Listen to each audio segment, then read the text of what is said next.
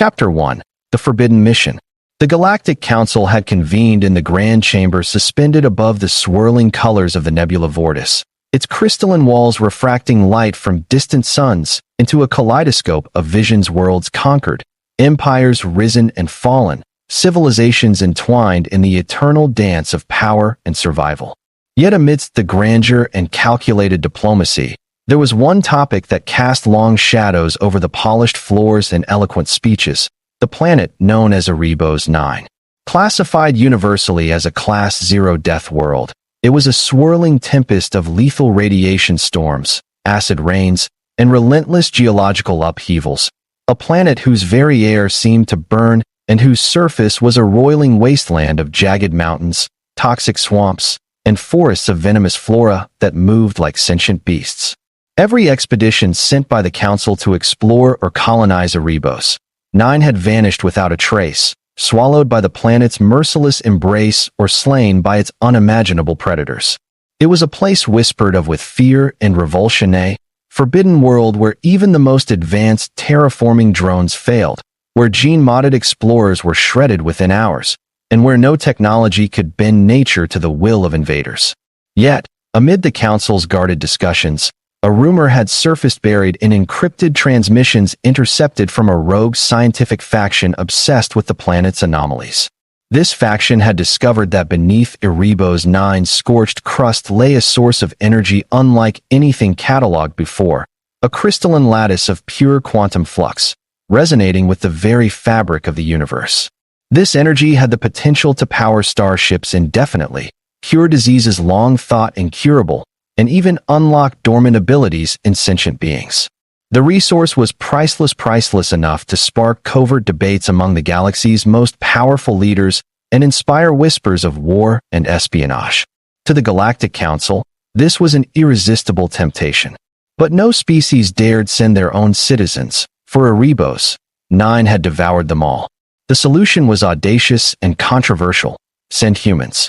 Humans were seen as unpredictable, tenacious, and capable of surviving conditions that would kill other species. To the Council, they were wild cards, reckless yet strangely gifted at adapting to hostile environments. Their biology was a curious anomaly, evolved on a planet of brutal climates and fierce predators, a place where only the most adaptable and cunning survived. Humans possessed a unique blend of resilience, creativity, and sheer stubbornness.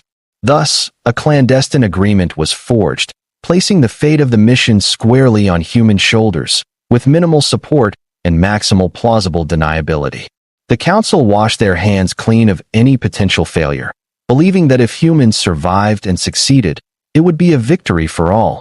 If they perished, well, they had sent their own. Jax Rylan was an ordinary human, a technician and scavenger born in the undercities of a mining colony on the fringe of known space.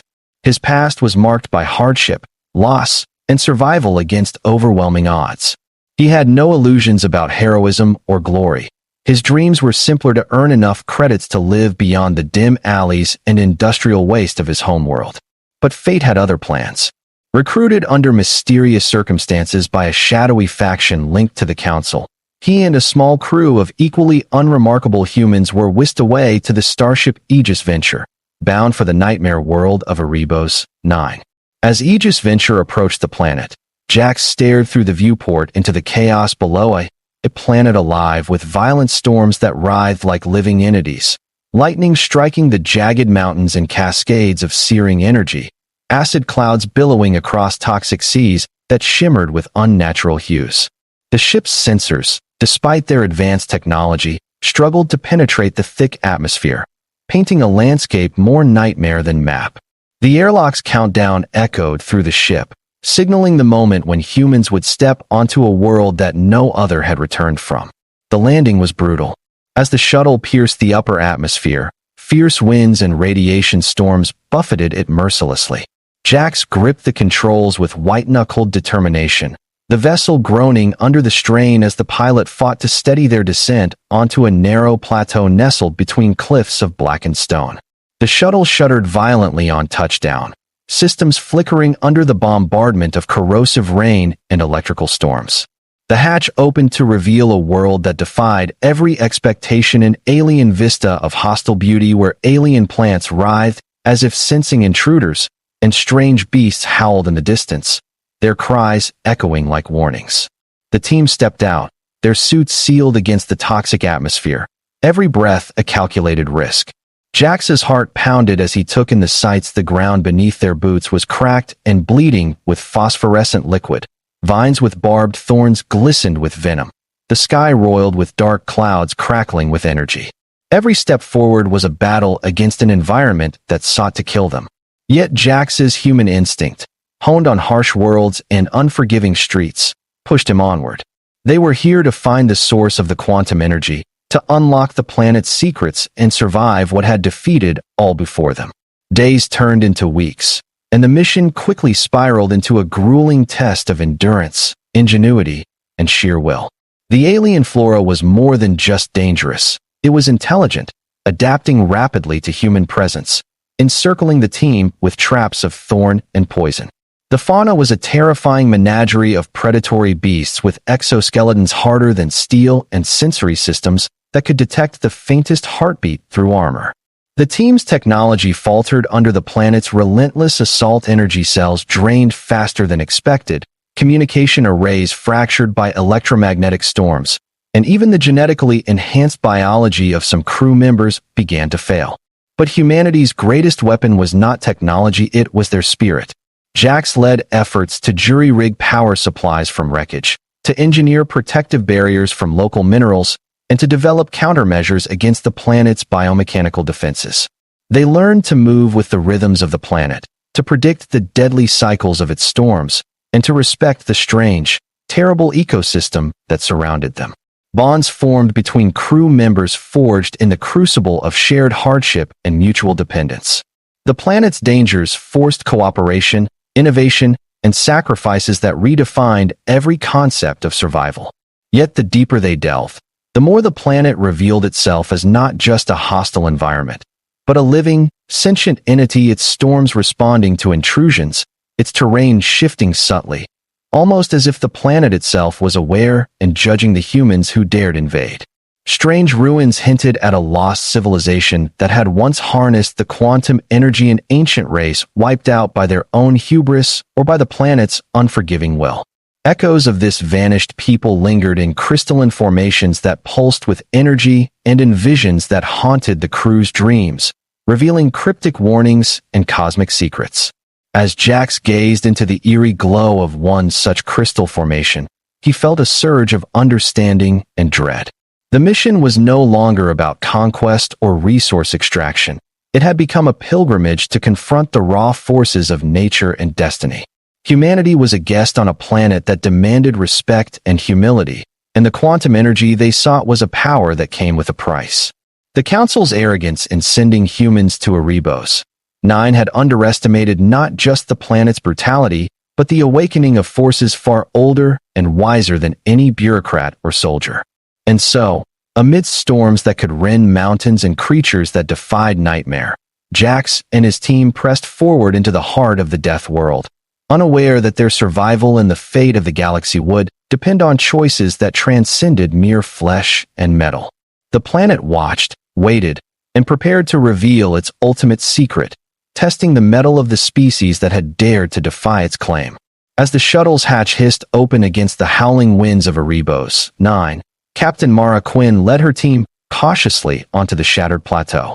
The moment their boots touched the scorched soil, a wave of acrid, sulfurous air wrapped around them like a choking shroud, even through the filtration systems of their suits. The sky overhead was a roiling canvas of deep crimson and sickly green clouds, fractured by violent lightning that crackled and arced unpredictably. The landscape was alien and unforgiving, jagged black rock formations twisted skyward like the skeletal fingers of some forgotten god, while vast fields of iridescent, toxic flora pulsed and writhed with subtle motion, as if alive and watching. Every breath was a battle. Their sensors struggled to penetrate the atmospheric chaos. Communication with the Aegis Venture was sporadic and plagued by interference. Mara's squad, hardened veterans and scientists alike, were acutely aware that this planet was a crucible that that would strip away any illusion of control. Each step forward was measured, every movement wary. As they moved deeper into the belly of the death world, the oppressive silence punctuated only by distant, guttural roars of unseen predators and the relentless hammer of acid rain. Jax Ryland kept close behind Mara, his mechanic's eyes scanning for any sign of the anomalies they had been sent to retrieve. His hands, steady despite the unfamiliar terrain, clutched a portable scanner capable of interfacing with alien technology, a last hope for understanding the strange quantum energy readings emanating from beneath the planet's surface. He could feel the weight of every second, the oppressive heat, the corrosive atmosphere, the electric charge in the air that made his skin prickle beneath the suit. This was no ordinary mission. It was a descent into a living nightmare designed to test every human limit. Their objective lay beneath the planet's scarred crust, rumored to be a vast network of crystalline caverns housing the quantum flux source. Yet to reach it, they had to traverse a landscape that seemed to resist their very presence. The ground beneath them shifted subtly, and Mara noted with growing concern that the planet's geological instability was far worse than initial scans had suggested. Tremors shook the ground unexpectedly, sending clouds of toxic dust swirling in sudden gusts. The floor's movement was not random. Some plants seemed to respond directly to their presence, closing tendrils or releasing clouds of noxious spores in calculated defense. As night fell, a rare and brief respite from the planet's relentless storms, the team set up a temporary camp beneath the jagged overhang of a massive obsidian spire. The flickering glow of their bioluminescent lanterns was swallowed by the oppressive darkness, broken only by distant lightning and the eerie shimmer of the planet's toxic mists. Around the campfire, whispers circled, stories of expeditions that had never returned, of creatures that hunted in the shadows, and of the cost humanity might pay for this forbidden venture. Mara's voice cut through the tension as she reminded them of their purpose: to secure the quantum energy source before it fell into the hands of the mercenary factions that lurked beyond the Council's sight. But even as she spoke, doubt gnawed at the edges of resolve. The planet was more than an obstacle. It was a sentient force, a death world alive with ancient power and hidden intelligence. And the humans, for all their tenacity, were trespassers in a realm not meant for them. Jax stared into the darkness beyond the camp, the scanner's readings flickering with erratic pulses. The planet whispered secrets and frequencies beyond comprehension, and somewhere beneath their feet, the source of the quantum flux awaited, an enigma wrapped in lethal beauty. Unbeknownst to them, the very fabric of Erebos 9 was awakening, preparing to judge the intruders who dared to defy its dominion. The mission had begun, but the true trial was only just unfolding. Chapter 2. Into the maw of the death world. The sun, if it could still be called that, struggled to penetrate the toxic clouds of Erebos 9, casting an eerie, perpetual twilight over the desolate landscape. Each second stretched like an eternity as Captain Mara Quinn and her team plunged deeper into the hostile heart of the death world, their boots sinking into the treacherous soils saturated with corrosive chemicals and alien life teetering on the edge of sentience. The atmosphere was thick, heavy with the stench of decay and volatile compounds that clawed relentlessly at their suits' defenses, a silent, suffocating enemy that threatened to choke hope itself from their lungs. Navigating the terrain was a nightmare of hazards that mocked every human assumption about survival. The jagged obsidian spires loomed like silent sentinels, casting long shadows that shifted with the planet's unearthly storms. Below, the ground seemed alive, undulating subtly as if the very planet breathed beneath their feet.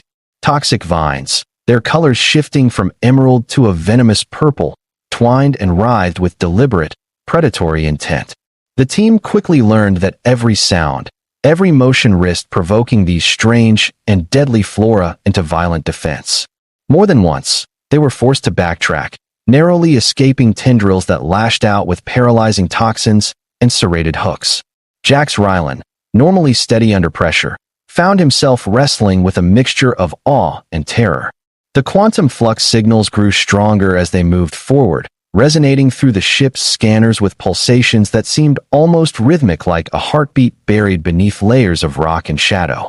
His technician's mind raced to interpret the readings, translating alien frequencies into crude data, but the deeper truth eluded even their most advanced equipment.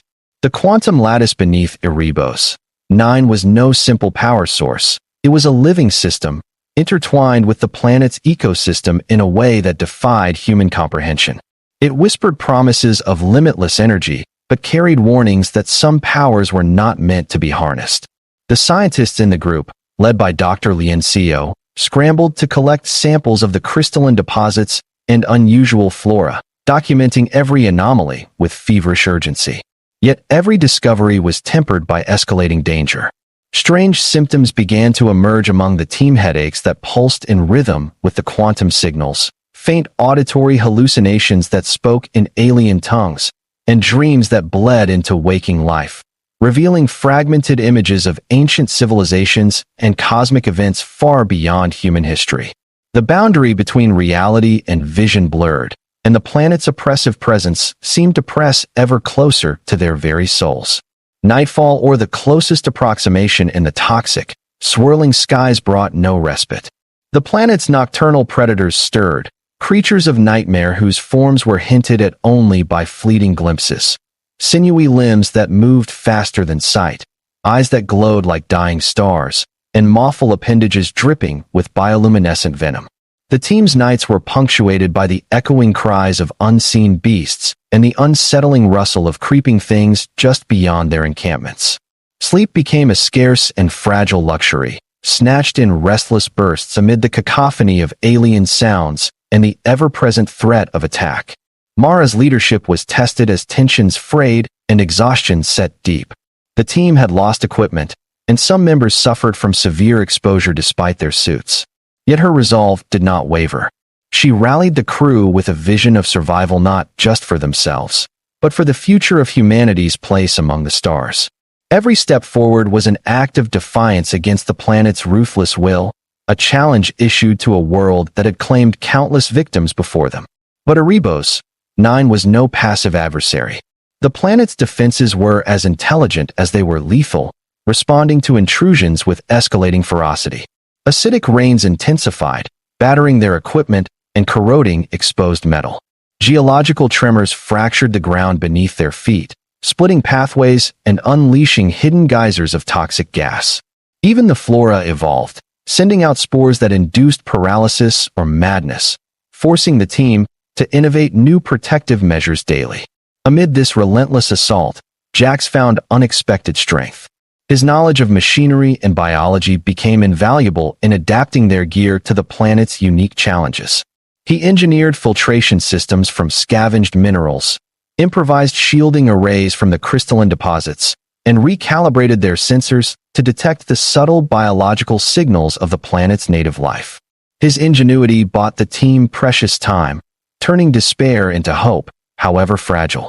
Yet, with each discovery of the quantum flux source, the true cost of their mission became clearer. The planet was a nexus of power, an ancient remnant of a cosmic event that had birthed and destroyed civilizations in its wake. The quantum lattice was not merely energy. It was the heart of the planet's consciousness, a sentient core that felt the presence of these intruders. The planet was awakening, and its response was neither random nor blind. It was a deliberate and measured defense, a test of worthiness and intent. Late one night, as Mara and Jax stood watch beneath the alien stars, a vision came to them both, not in dreams, but in a shared moment of clarity and terror. They saw the fate of previous explorers, their minds shattered or consumed, and glimpsed the possibility of salvation not through conquest, but through understanding and respect. The mission's goal shifted from extraction to communion, a fragile attempt to reach out to the planet's living core, to negotiate their survival not with weapons, but with humility. The next day, the team approached the epicenter of the quantum lattice, a vast crystalline cavern shimmering with pulsing light, walls alive with iridescent glyphs that seemed to breathe. As they entered, the oppressive atmosphere lifted slightly, replaced by an overwhelming sense of presence and history. Jax's scanner whined softly, unable to map the area fully, as if the very fabric of reality bent within this chamber. In the heart of the cavern, The team found remnants of an ancient alien civilization machines intertwined with organic matter, starship fragments fused with crystalline growths, and murals depicting a story of hubris, catastrophe, and rebirth. The quantum flux was revealed as both a gift and a curse, a power that had doomed the civilization but also held the key to renewal. Faced with this revelation, Mara and Jax understood that their survival depended not on domination or plunder, but on forging a new path, one of alliance and stewardship with a world that was alive, aware, and unforgiving. The Deathworld was not merely a place of destruction. It was a crucible of transformation, challenging them to rise beyond fear and ignorance. As the team prepared to make contact, the planet itself responded, the cavern's walls shimmering with energy and light, a silent dialogue beginning between human and world. The fate of Erebos, 9, and perhaps humanity's future among the stars, now hung on a knife's edge, balancing between death and life, destruction and hope, the end of old ways and the birth of new. Chapter 3. The Heart of the Planet and the Trial of Souls. The cavern breathed with an ancient life, its walls alive with a shimmer of iridescent glyphs that twisted and writhed like cosmic serpents caught in an endless dance of light and shadow. Every step Mara Quinn and her team took echoed through the vast chamber, reverberating against the crystalline structures that pulsed with a strange, hypnotic energy. The air was thick not only with the metallic tang of the quantum flux, but also with a presence, a consciousness older than the stars themselves, watching, judging, waiting.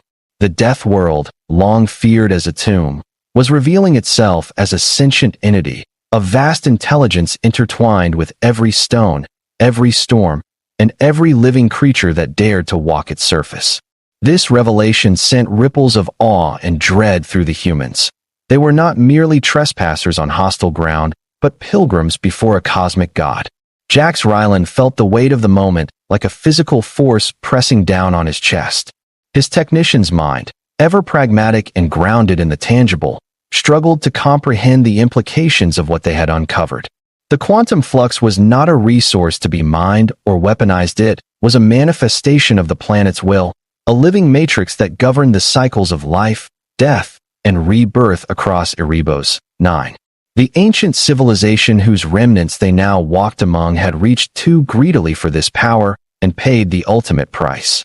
Their ruins told a story of hubris, destruction, and a last desperate attempt to preserve knowledge within the very fabric of the planet.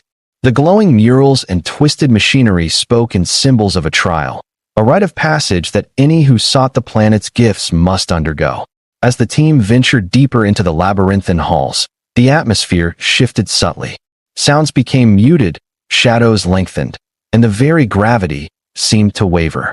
Mara's leadership was tested as tensions ran high. The team was fatigued, nerves frayed by weeks of relentless danger and isolation. But the pull of the planet's core was irresistible, a beacon that promised answers and perhaps salvation. They approached a vast chamber at the heart of the complex, dominated by a colossal crystalline structure that pulsed with the rhythmic cadence of a heartbeat. This was the source of the quantum flux, the living core of Erebos, 9, and the threshold of their trial. The oracle's presence, once distant and ethereal, now manifested more tangibly, its radiant form coalescing around the crystalline heart. It reached out to Jax and Mara, not in words, but in a torrent of images and sensations that flooded their minds. They saw the rise and fall of civilizations, the weaving of destinies across galaxies, and the delicate balance of cosmic forces.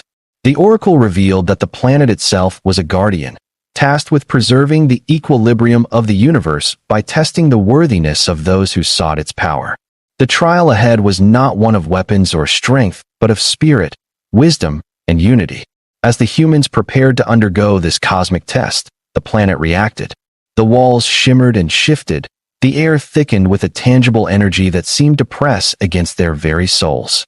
Visions invaded their minds, memories of past explorers who had failed, consumed by fear or greed, echoes of ancient songs that told of hope, sacrifice, and rebirth. The team was fragmented between doubt and determination, each member wrestling with the shadows of their own fears and hopes. Jax, whose life had been forged in hardship and survival, found himself confronting not only the alien enigmas around him, but the ghosts within.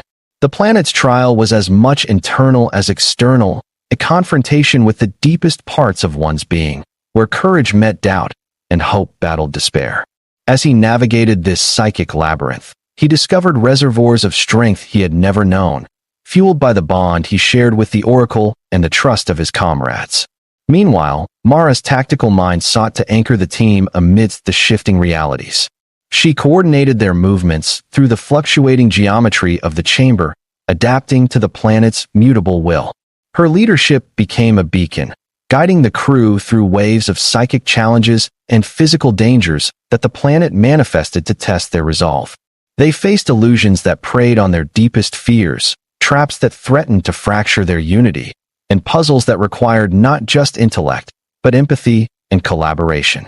The trial culminated in a confrontation with a colossal avatar, a manifestation of the planet's ancient will, a being of crystalline light and shadow whose presence was at once terrifying and awe-inspiring. It challenged the humans not with weapons, but with riddles, visions, and demands for truth. The crew's responses, their willingness to embrace vulnerability and unity, determined their fate.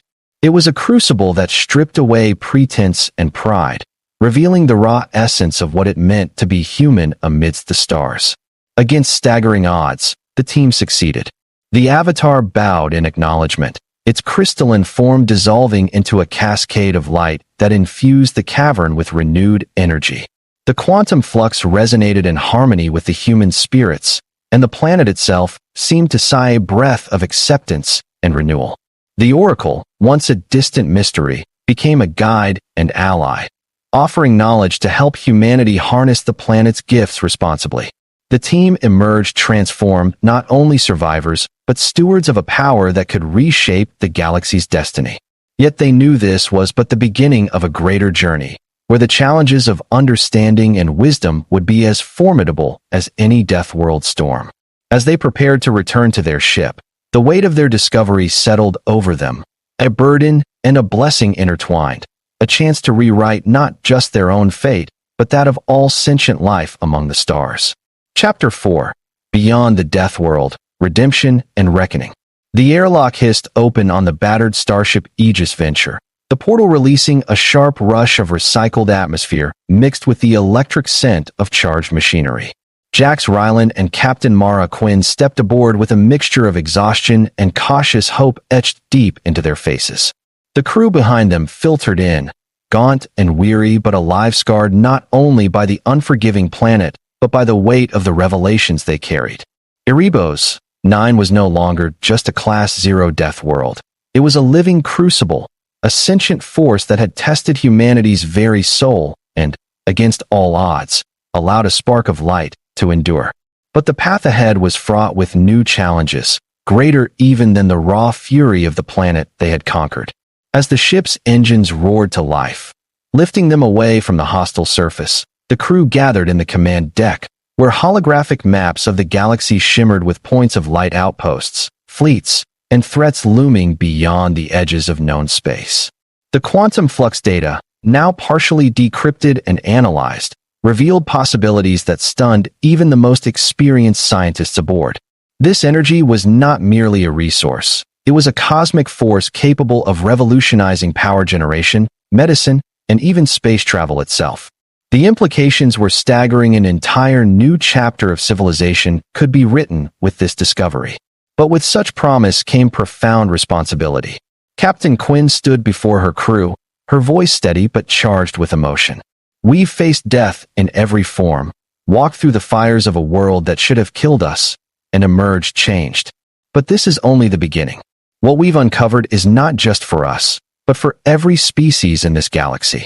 We must ensure that this power is wielded wisely." Her words resonated deeply, binding the crew in a shared purpose that transcended fear and fatigue. Jax, standing quietly at the edge of the group, felt the full gravity of their mission settle over him like a cloak. His journey from a scavenger in the Undercity to a guardian of cosmic knowledge was almost unfathomable. Yet, the lessons of Erebos 9 echoed in his mind. resilience born of unity, power tempered by humility, and the unbreakable human spirit that thrived even in the darkest places. The alien oracle's presence, now integrated into the ship's systems, continued to guide them, a beacon of wisdom bridging ancient cosmic truths with human tenacity. But the galaxy would not remain silent. News of the discovery had already sparked a cascade of reactions, from the cautious optimism of the Galactic Council to the covert machinations of rival factions eager to seize the quantum flux for their own ends. Intelligence reports warned of fleets assembling, mercenary bands mobilizing, and shadowy agents infiltrating star systems in pursuit of the secret that Jax and Mara's team now guarded. The Deathworld's trial had been harsh, but the real test of survival and diplomacy lay ahead. As Aegis Venture charted a course back to the core systems, the crew prepared for the delicate balance of defense and negotiation. Mara convened with representatives of allied species, crafting alliances and strategies that emphasized cooperation over conquest. Jax worked alongside engineers and the Oracle's interface to enhance the ship's defenses, developing new technologies that harnessed quantum flux energy while minimizing destructive potential. Their efforts were a blend of urgency and foresight, a recognition that the future demanded both strength and wisdom. The return journey was punctuated by encounters with hostile forces, ambushes by pirate vessels drawn by rumors of the discovery, skirmishes with rogue mercenaries wielding experimental weaponry, intense diplomatic standoffs at neutral spaceports. Each confrontation tested the crew's resolve and ingenuity, forcing them to adapt quickly and think beyond conventional tactics. Yet, the trials forged an unshakable bond among them, a fellowship tempered in adversity and united by a vision of hope. Amid these trials, Jax found moments of reflection. The weight of his transformation settled in. He was no longer a mechanic lost in the alleys, but a key player in a cosmic saga. The Oracle's wisdom guided him, but his humanity, the capacity for doubt, empathy, and hope remained his greatest strength. He understood now that survival was not just about conquering the environment, but embracing its mysteries and limitations. As Aegis Venture approached the Galactic Council's home system, the ship was greeted with a mix of awe and apprehension. The council chambers, once dismissive of humanity's place among the stars, now acknowledged the vital role Jax and Mara had played. Proposals for collaborative research, ethical stewardship of quantum energy, and new frameworks for interspecies cooperation filled the halls. The Deathworld mission had shattered old prejudices and forged new paths toward unity and understanding. In a final, poignant moment, Jax and Mara stood together overlooking the stars from the ship's observation deck. The vast cosmos stretched before them, endless, mysterious, and filled with challenges yet to come. They had faced death on a hostile world and emerged not just survivors, but bearers of a legacy that could change everything. The journey ahead was uncertain, but with courage, wisdom, and unity, they were ready to meet it. The Deathworld had tested humanity's limits, and humanity had risen beyond expectations. The stars awaited, infinite and beckoning, and among them, a new chapter of hope, redemption, and discovery had begun. The days following their emergence from Erebos 9's deadly grasp were a maelstrom of relentless activity, as Aegis Venture surged through star systems toward the Galactic Council's core. Every member of the crew was burdened not only with the physical exhaustion that clung like a second skin, but with the heavy weight of what they now carried, a secret that could upend centuries of galactic balance. The quantum flux energy, alive with an almost sacred pulse, was the beating heart of the ship's systems now, entwining with the alien oracle's consciousness and Jax's human ingenuity to form a hybrid force unlike anything the galaxy had seen. This power was a beacon of hope, yes, but also a siren call to forces lurking in the shadowed edges of known space forces that would stop at nothing to seize or destroy it. Captain Mara Quinn moved through the ship with the measured grace of a seasoned commander. Her eyes, sharp and unyielding, reflected a mind tempered in adversity and fire. In the command deck, she coordinated with emerging allies and wary factions, navigating a maze of politics that could as easily turn to betrayal as to alliance. The Galactic Council's initial skepticism had begun to waver, but old rivalries and the lure of the quantum flux's promise festered beneath the surface. Mara knew that the survival of the crew and the future of the galaxy depended not only on strength of arms, but on wisdom, diplomacy, and unshakable resolve. Jax found himself in a new role that stretched far beyond his mechanic origins. The fusion of his mind with the Oracle's knowledge had opened vistas of understanding that defied simple explanation. Every system aboard the ship pulsed with possibilities, technologies that could heal dying worlds, unlock the mysteries of faster-than-light travel, and unlock latent potentials within sentient beings. Yet the Oracle's wisdom came with warnings. Power misused was a seed of destruction, and only through unity and stewardship could this cosmic gift become a force for salvation rather than ruin. As the ship approached the heart of the Galactic Council's domain, a tense council meeting was convened, a convocation of the galaxy's most powerful races, their faces inscrutable behind ornate helmets and flowing robes. Mara presented their findings and the mission's outcome with clarity and passion, appealing to the Council's collective responsibility.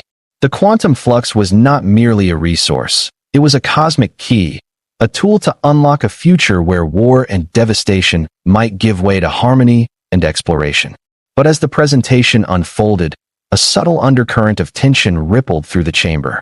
Several factions viewed the discovery through the prism of power and control, their representatives' eyes gleaming with ambitions masked by diplomacy. They argued for restricted access, military oversight, and weaponization of the flux, threatening to ignite the very conflicts the Council sought to avoid. Jax, standing quietly beside Mara, felt the familiar sting of old prejudices and political games humanity once again underestimated or feared. Yet this time, they held the truth, and their voices could not be so easily dismissed. In a pivotal moment, the Oracle projecting its radiant form into the Council chamber through the ship's advanced interfaces spoke not in words, but through vivid visions. It revealed the catastrophic consequences of greed and short-sightedness, showing alternate futures of galactic war, ruin, and darkness born from misuse of the quantum flux. It also illuminated paths of peace, prosperity, and cosmic unity, where knowledge was shared freely and life nurtured with reverence. The Council chamber was silent, the weight of possibilities settling like a living presence. Moved by the Oracle's profound message and the unwavering resolve of Mara, Jax, and their crew, the Council agreed to form an unprecedented coalition, a pact to guard the quantum flux, share its benefits, and protect Erebos 9 as a sacred site of cosmic significance. This coalition would blend science and ethics, strength and wisdom, a beacon of hope shining in a galaxy too often darkened by conflict. Back aboard Aegis Venture, as the ship prepared for its next mission to aid in rebuilding and exploration, Jax reflected on the improbable journey that had brought him here. From the alleys of a forgotten mining colony to the heart of a death world, from scavenger to guardian of cosmic secrets, his transformation was complete. The Oracle's light was no longer a distant mystery, but a guiding force entwined with his own spirit, a reminder that even in the darkest corners of the universe, hope and resilience could ignite a star. As the stars stretched before them endless, enigmatic, and filled with promise, Jax and Mara stood side by side on the observation deck. The galaxy was vast and uncertain, but their resolve was steadfast. They had faced death itself and emerged not just survivors, but pioneers of a new era. The death world had tested humanity's limits, but humanity had risen beyond expectation. The future awaited a horizon painted with the light of countless suns, a canvas for stories yet to be told, and a testament to the indomitable spirit that refuses to yield.